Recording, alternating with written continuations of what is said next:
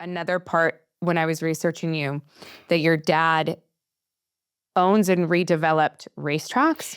Yeah, so I have like a secret motorhead part of my department of my brain. And which is just is beyond me. Are you a car person at all? Do you have am. Yeah, right? See, the women they love it. They're interested in it from an experiential point of view. How does it make you feel? What kind of car, And cars have always been a huge part of my childhood and growing up. My dad in real estate would develop race car tracks. So I was literally on the sidelines of a track my whole life. And he raced, amateur racing, sports vintage racing, that kind of stuff, all European road courses. So not like ovals, that we think of in America. But and it was always a profound part of my only way to connect to Dad, really. And I wrote a car column for the Hollywood Reporter for a couple of years. Mind blown. It was so fun. It was so cool. And again, more from a standpoint of anecdotal, sort of stories in and around, like how does a car provide narrative, for me in this experience and in my own experience growing up, and. Well, cars tell stories. Yeah. They tell stories of our own existence. They tell stories. They mark history.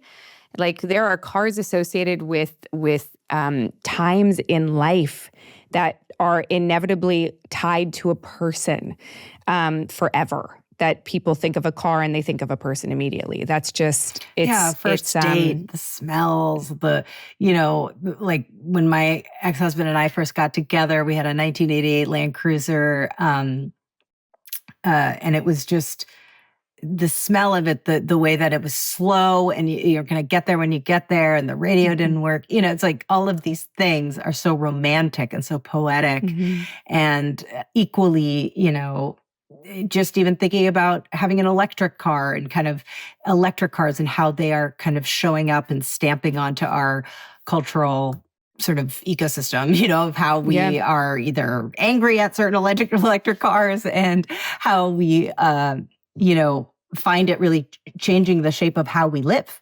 Yeah. Did you ever think about racing?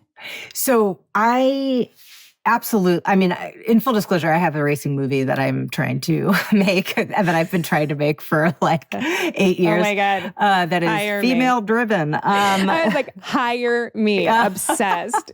And it's very dear to my heart for obvious reasons. And I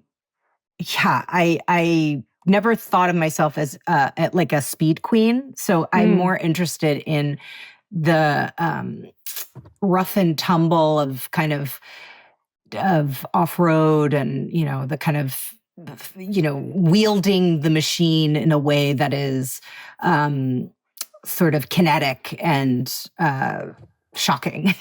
I find that slightly more of a turn on when it comes to my automotive fantasies than speed. Speed, I'm sort of humbled by speed in a little bit. I've been on a fast track at Charlotte going like almost 200 miles an hour. And there's something in body that I'm like, it's not my thing. It's not my thing. But Do you like Formula One? I like Formula One. I don't follow in the way that some of my friends do, or my dad certainly. But I like the personality and the stories of cars. It's really that. I mean, I have a whole series of these photographs. When I lived in France, I also lived in France, and my best friend Kate and I would, different Kate, my best friend Kate and I would go, we met there, we were like 15, 16 years old at a school year abroad, and we lived there for a whole year in Rennes in Brittany. And we have a whole series of photographs of us pretending to get into cars as if it's ours. So it's like half of all of our our photographs are these memories of us going like into a Cinquecento, like just as if we're like, just into like a deux chevaux, like, and just finding the delight and like, who is this person? Who is she? Yeah. Where is she going? Yeah.